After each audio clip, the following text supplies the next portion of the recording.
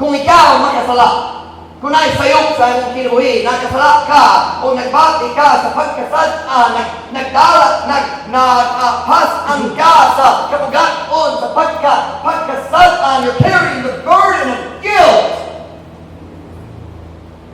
What happens when you confess your sin and get right with God?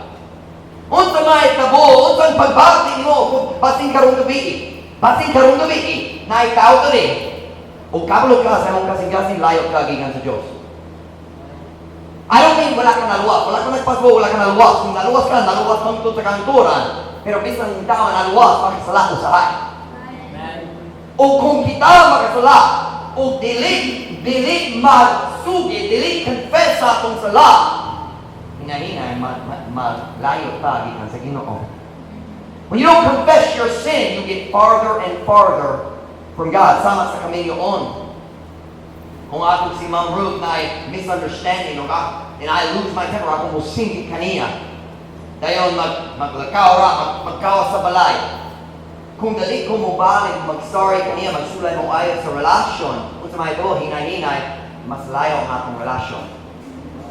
Naminyo pagyapon, tinood, pero dali maayo. We would say in English, the relationship's not sweet anymore. When we sin, kung magkasala ta, kung delete ta, mubahag sa Diyos, muhal ko sa atong sayo, manayok ko sa iyo, guess what? We're going to get farther and farther from God. Delete na malinaw sa pagsimba.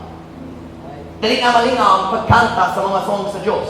Delete na malinaw ang pagwalik sa pulong sa Diyos. Delete na ganahan mo ba sa Biblia? Delete na ganahan mo ang po. Kung mag-delete ka comfortably doon sa Diyos, kung magkabulog ka na kay sala.